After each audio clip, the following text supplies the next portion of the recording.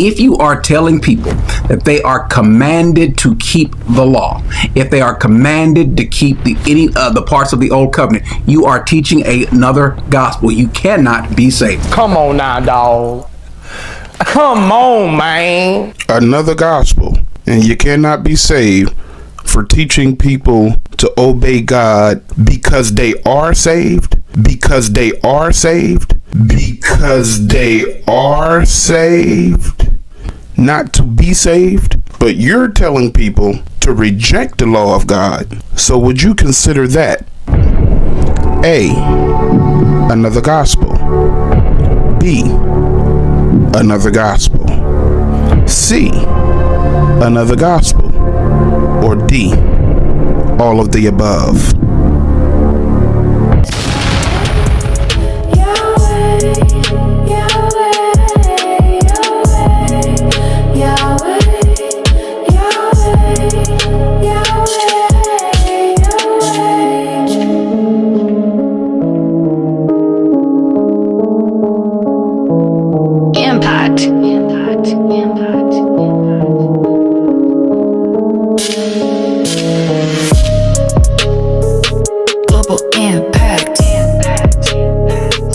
I don't care if you're a Seventh-day Adventist. I don't care if you're Hebrew Israelite. I don't care who you are, what group you belong to.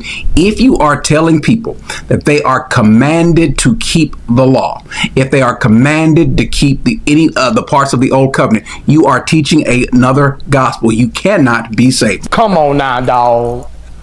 Come on, man. Another gospel, and you cannot be saved for teaching people to obey God because they are saved, not to be saved, because they are saved, not to be saved, because they are saved, not to be saved.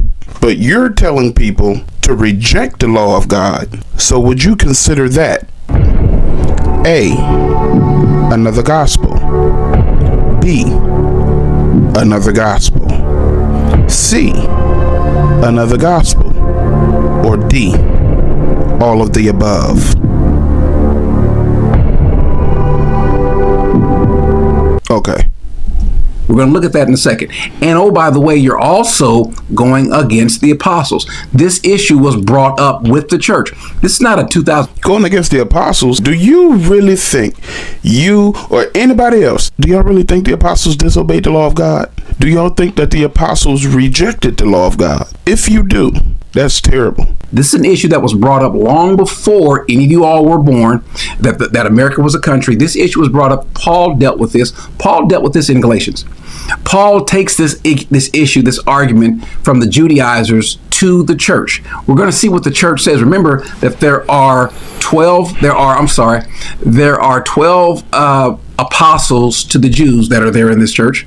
And then you have Paul, who shows up also with Barnabas. So we've got a church full of apostles, the ones that actually wrote the text.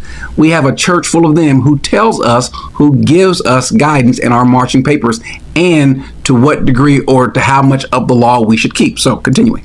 Without God doing it in them and through them, without them participating with God so that they can obey God's commandments by God's strength. No, they tried to do it themselves and they failed. That's why they said, all that the Lord has said we will do. That was the problem, right? Nevertheless, the elements or the core of the covenant was the laws that were the Ten Commandments. God wanted them to keep those laws. Under the new covenant, it's the same laws. You can see the parallel here, especially in the color coordination, right? Now watch this. In the new covenant, in the New Testament, we have the same thing. You've got the Ezekiel text, and then now let's pause though. See, so he's making a parallel. It's not me, this is him. He's making a parallel. But before we go forward, let's go back to Jeremiah 31. And let's understand what's happening in Jeremiah 31. Jeremiah is, let's go ahead and read it. Behold, days are coming, declares the Lord, when I will make a new covenant with the house of Israel and with the house of Judah, not like the covenant which I will make with their fathers in the day that I took them by the hand to bring them out of the land. My covenant which they broke, although I was a husband to them, declares the Lord. But this is a covenant which I will make with who? The house of Israel and the house of Judah, declares the Lord. After those days, declares the Lord, I will put my law within them, and on their heart I will write it. I will put my law within them, and on their heart I will write it. I will put my law within them, and on their heart I will write it, and I will be their God, and they shall be my people. Now, let's pause for a second. I'm sorry. I don't know why I have the Septuagint over here. Let me move this over. I don't know why I have the Septuagint over there. Well, I actually do know why I have the Septuagint over there. Let's make this a little bit smaller. There we go. And so he says, I will put my law. Now, should we make anything out of the fact that this is torti, which is it's possessive, my Torah or my law? Should we make any inferences because there's no definite article, meaning I will put the law or my law? Yeah, you could. I'm not going to. No, you couldn't, because the law and my law is the same law. What aren't we understanding with this? This is terrible, tragic, silly. Maybe you could, maybe not. I don't know. I think if there's a difference between my law and the law, I think he's trying to say my law, which is what God wants. I think that nullifies the point, and I think that's really what he's trying to say. I don't think God is saying that I'm going to put the law on your hearts. What? You just read it. You just read it. Lord have mercy. Because again, putting the law on your hearts, and then no Gentile is being told to do that. Come on now, dog. Come on, man. Trash. Corey, what is sin? 1 John 3:4. Whosoever committeth sin transgresseth also the law. For sin is the transgression or the breaking or the violation of the law. What law? Not the ceremonial laws. The law of God. Speaking of ceremonial laws, we're going to do this again. Check this out. Colossians 2:14, blotting out the handwriting of ordinances that was against us, which was contrary to us. What are the handwriting of ordinances, Corey? Deuteronomy 1:26. Take this book of the law, that is the handwriting of ordinances, and put it in the side of the ark of the covenant of the Lord your God, that it may be there for a witness against thee. The handwriting of ordinances is the book of the law. What did Jesus do with that, Corey? He took it out of the way, nailing it to his cross. And having spoiled principalities and powers, he made a show of them openly, triumphing over them in it. Let no man therefore judge you in meat or drink, in respect of a holy day or new moon or Sabbath days, which are a shadow of things to come, but the body is of Christ. Now, I went over in my last video that I did what these doggone meats and drinks in respect of holy days and Sabbath days and all that. I went over that stuff. That's in Leviticus 23. There's a list of 7 Sabbaths in there. And within these 7 Sabbaths, that it deals with food and drink and all of that stuff. That is why Colossians says blotting them out. Because it was against us. It was contrary to us. Jesus became the sacrifice. So we don't have to do those laws no more. 1 Kings 8:9. There was nothing inside the ark or in the ark save the 2 tables of stone which Moses put there at Horeb. But we just read that Moses put something on the side of the ark, that book of the law. But this says that 2 tables of stone was in the ark. That's the law of God. John 15:9. As the Father hath loved me, so have I loved you. Continue ye in my love. If ye keep my commandments, Corey, ye shall abide in my love, even as I have kept my Father's commandments and abide in his love. Oh my. John 14:15. If ye love me, keep my commandments. Oh my. And I will pray the Father, and he shall give you another comforter, that he may abide with you forever, even the Spirit of truth, whom the world cannot receive, because it seeth him not. There's no bro, I'm not understanding what it is that you're not getting. Verse 21. He that hath my commandments and keepeth them, he it is that loveth me. And he, who's the he? The one that keepeth my Father's commandments, shall be loved of my Father, and I will love him, and I will manifest myself to him. Exodus 20 verse 1. And God spake all these words, saying, and then God goes into a list of 10 commandments that you say we are not supposed to abide by, follow, teach, obey. That you say we are not supposed to abide by, follow, teach, obey. That you say we are not supposed to abide by, follow, teach, obey. Yes. Okay. The law is abolished. Okay. Yes. Okay. The law is abolished. Okay. Yes. Okay. The law is abolished. Trash. How dare you make a video even saying that what God spake out of his mouth and wrote with his finger does not matter? Have you lost your mind? But you're a teacher of the book. You gotta be kidding me. Ecclesiastes 12:13. Let us hear the conclusion of the whole matter. Fear God. That's number one. Relationship. And keep his commandments, for this is the whole duty of man. That's the second thing. Love God and obey him. That sounds like something that we was told to do in the New Testament as well. Love the Lord your God with all your heart, and then love your neighbor as yourself and all of that. Yes. This is reiterated all throughout the Bible. This does not say fear God and still make sacrifices. Fear God and still kill lambs and all of that for your sins. No, Christ came and died. Fear God and keep his commandments. That shows that there is a difference between the laws of Moses, the book of the law, and the law of God written on stone, representing its unchanging nature. Okay. For God shall bring every work into judgment with every secret thing, whether it be good or whether it be evil. 2 John 1:6. And this is love, that we walk after his commandments. Corey, this is the commandment, that as ye have heard from the beginning, ye should walk in it. Corey, Matthew 22:37. Jesus said unto him, thou shalt love the Lord thy God with all thy heart, and with all thy soul, and with all thy mind. This is the first and great commandment. And the second is like unto it, thou shalt love thy neighbor as thyself. On these two commandments hang all the law and the prophets. What does this sound like? Because the text is saying, love the Lord thy God. And then the second one deals with loving thy neighbor. Thou shalt have no other God before me. Thou shalt not make any graven images and bow down to them. Thou shalt not take the name of the Lord thy God in vain. Remember the Sabbath day to keep it holy.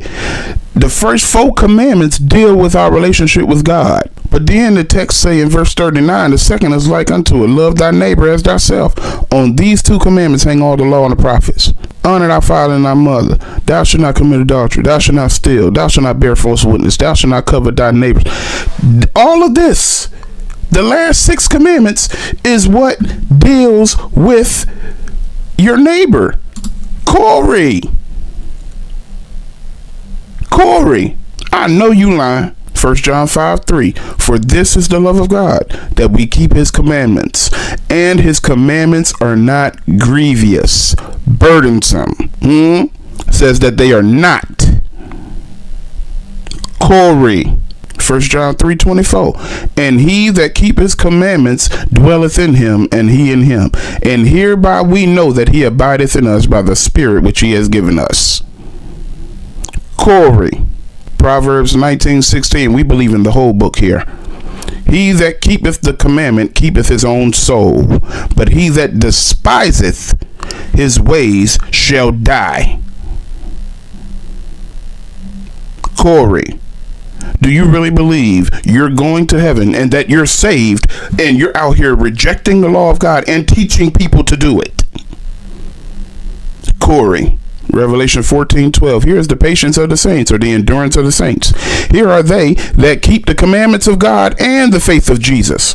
Corey, Revelation 12:17. And the dragon, Satan, was wroth, angry with the woman, the church, and went to make war with the remnant of her seed. What is the identifying mark of these people? Which keep the commandments of God and have the testimony of Jesus Christ. Corey. Revelation 22:14. Blessed are they that do his commandments, that they may have right to the tree of life and may enter in through the gates into the city. Corey. I know you like Paul. Let me show you something about Paul. 1 Corinthians 7:19. Circumcision is nothing. Doesn't that sound like the law? The laws of Moses? And uncircumcision is nothing. You know they had to do that. But, look at your neighbor and say, but, the keeping of the commandments of God. Corey. 1 John 2:3. And hereby we do know that we know him. This is how we know him. If we keep his commandments. Oh my. He that saith, I know him, and keepeth not his commandments, is a liar. You's a liar. And the truth is not in him. And the truth is not in him. And the truth is not in him. And the truth is not in him.